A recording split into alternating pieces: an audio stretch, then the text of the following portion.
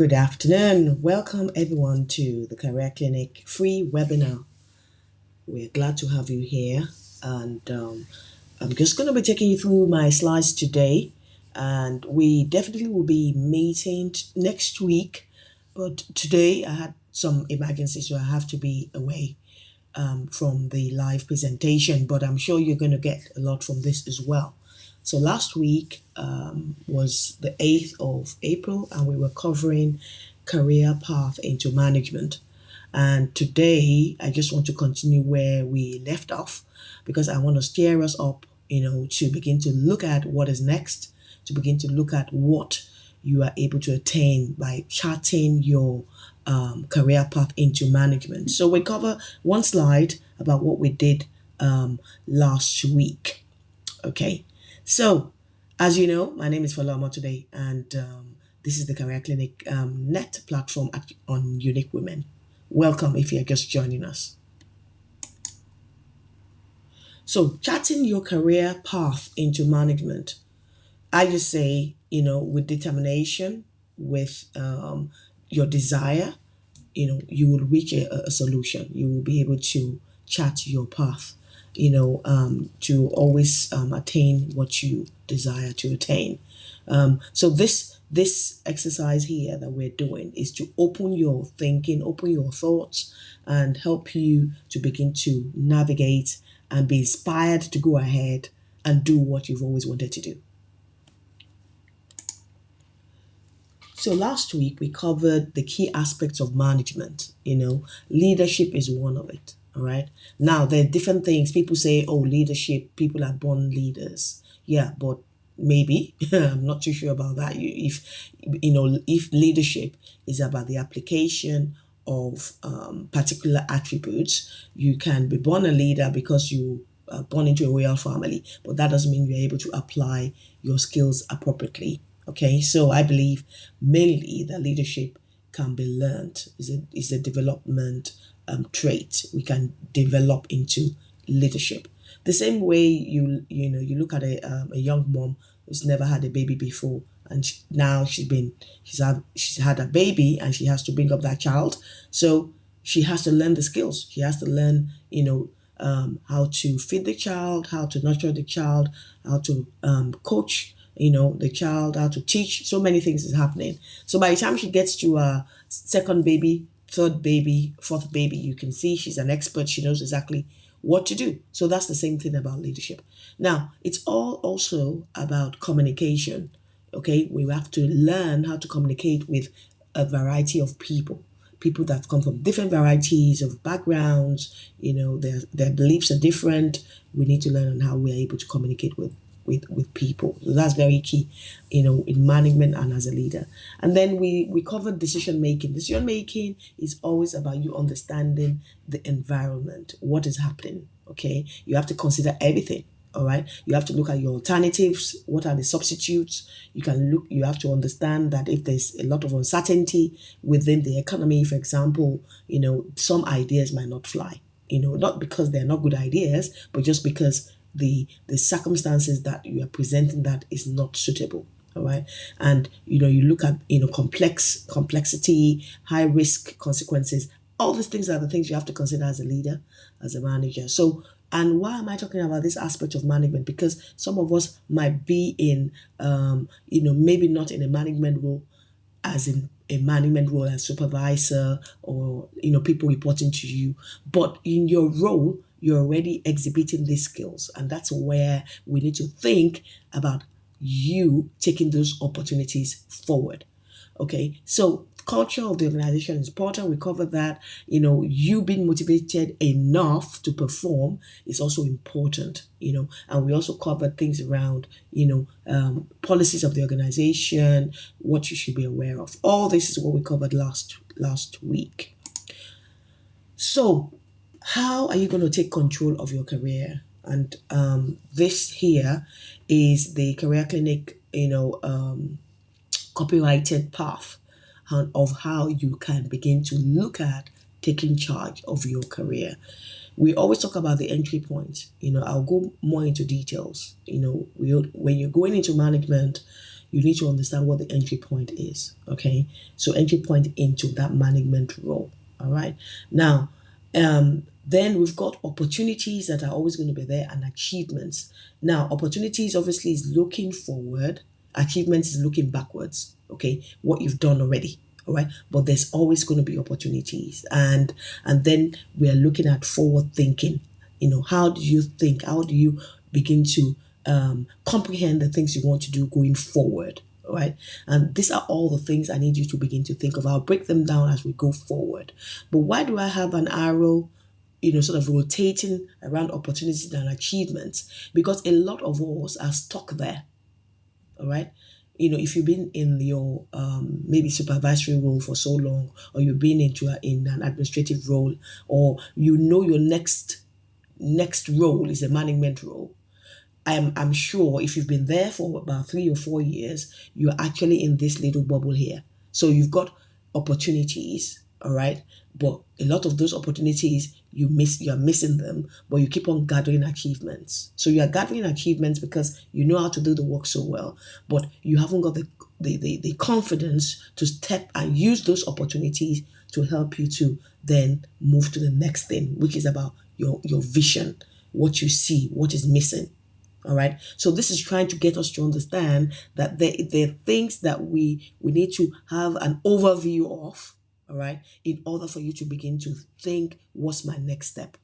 Right. So I'm going to go through each one of them one at a time. And then at the end of my presentation, I'm going to leave you to have the conversation around this so that you can begin to look at what are the things that are stopping you. If you haven't got achievements, then you have to start walking through your achievements. You have to start taking, new responsibility at work so that you can demonstrate you are capable of delivering particular aspect of your work in a different way. So the achievements are very important. Achievements, they are steps that takes you into that management role. Okay. And all the opportunities, yes, but are you beginning to define the opportunities that you have actually taken? Some opportunities you actually, taken them and you've arrived at the achievement location, point.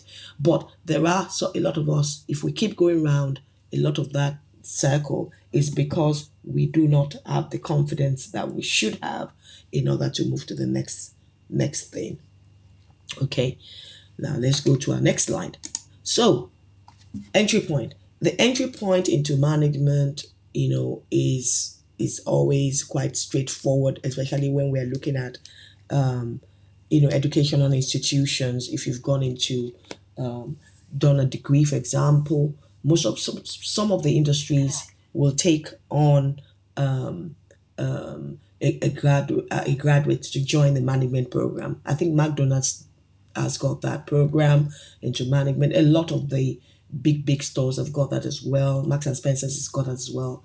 They have a graduate management program. So you're coming out from uni, you're able to step into that program. NHS has got that as well. They used to. I'm not sure whether they have it now, but a lot of big institutions would have a management program. So if you are interested in a particular institution, find out.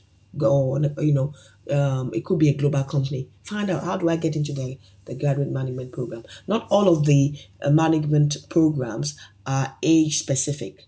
Not all of them. Some are age specific because they are targeting younger people, but you can always find out. Okay, and then you have the in-house management training. Where you are now at work, there will be some form of management training that you might want to tap into. Again, this might not apply to those that are working within small, medium-sized enterprises because they don't have that sort of structure. All right, and that's why I always encourage people. If you've been working in SME for a long time, it's time for you sometimes to take those skills to a bigger organization, like a government organization or a conglomerate, a huge, global company, because then you would have access to all this, in-house training. Then the other entry point is for those that have been working for so long. You've been in the organization for maybe 5 years, 6 years, 7 years or more, and you have proven your loyalty. Okay, it is time for you to ride on that wave of loyalty. You've been there, you know the directors, you know the people well, you've performed in your work well, you've been engaged with so many other aspects of your work. You are a right candidate to go into management. So there's a long-term employee, and that loyalty card, you should be able to use that loyalty card. And then I would say volunteer. Volunteer management role. If you're working within a charity organization, or you're doing something outside of work, is unpaid, but it allows you to step into management, take that responsibility, take on that responsibility, take the opportunity, because that just helps you to begin to practice management skills. It helps you to practice management skills, and that's really what you want to do going forward. Okay, so those are the sort of entry points that I need you to note, and I need you to begin to research them where you are right now. Okay, research them. Are they there? Can I use them now? You need to do that. Okay, now let's go into the opportunity that we are talking about now. So an opportunity denotes a favorable circumstance or situation that offers the potential to attain a desired outcome or goal. It's typically provides a prospect to pursue something advantageous. Okay, it could be personal, it could be like we're talking about now, career progression. But an opportunity is something that you can see. If I take on this task, if I complete this task, this will give me, leverage into, going into management, program, for example, or leverage into applying into the next management role, or leverage into just going back again into, an educational institution to do what I want to do. So opportunities are always around, and we need to identify those opportunities and use them. Okay, they're always around. So you need to begin to look at what are the opportunities. I want you to open your eyes and begin to really look, what are the opportunities, that I can use at my work. I remember your boss is going to be able to help you if you have a good manager. You can engage them during your personal development meetings or objective settings to identify what's the opportunity for growth. Okay, and if you find that is not happening, you need to find a mentor or coach to help you in that journey. Now, the next slide, achievements. Okay, this I've already covered this a lot. So an achievement is notable success attained through your effort, your own perseverance. Okay, sometimes it's very tangible. For example, like winning an award. Sometimes it's intangible. It could be just it allowed you to grow. You were exposed to some information because you did a project, and you got to know more about the organization, strategies, even more clarity on organization vision. You've met with the CEO, you've met with the COO or finance, leaders that you probably would not really meet on a daily basis. So achievements often present progress towards a goal. Now, the challenge a lot of us have, and I know when I'm coaching, is that we don't know how to define our achievements. Some of us don't even know their achievements. We just think it's everyday work. All right. And that's the job of the coach. The coach will be able to pull out your achievements and be able to define those achievements for you. Okay. So that's very important. So I want you, if you're going to take an action from this meeting today, it could be, from this, from our webinar, it could be that you just really need to begin to list all your achievements. So if you've been in a career for more than 10 years, you should be able to have a good list of achievements. Even 10 will be good. One every year will be good. But remember, when you're putting your achievements on paper, there's a story behind that achievement. There's a what was happening, how did you do it, why did you do it. So there's so many questions that you need to ask in order to pull your achievements together. All right, so achievements are very important. You need to know what they are, and that's why when you're going into management role, one of the things I advise people on your CV is, when you are listing your the bullet points sort of under your job role, you should make sure out of 4 bullet points, 2 of them are achievements. If not 2, 1. Minimum 1 should be an achievement. Okay, so because the recruiter, the employer, wants to know how you've been navigating your career, how you've been doing stuff, and whether you've been doing it well. Okay, So that's important for you to note. Then forward thinking. Yeah. So forward thinking is very crucial. Okay. And that's why you are on this platform today. All right. We are forward thinkers. We're not just depending on what has happened in the past. We want to chart the way forward. We want to look at, going forward into our, be in our, into the industry that we belong to. We want to be able to understand more. We want to be able to grow. We want to be able to be the candidate for promotion. So forward thinking is very crucial, not only even in mining generally, as a career person. So it involves anticipating trends. Okay, you need to anticipate the trends in the industry. You need to adapt, to change. There's so many things that's changing. You need to be able to, lead your career and drive it, towards success. Money is not necessarily the driver for success in career. It's really about your self fulfillment.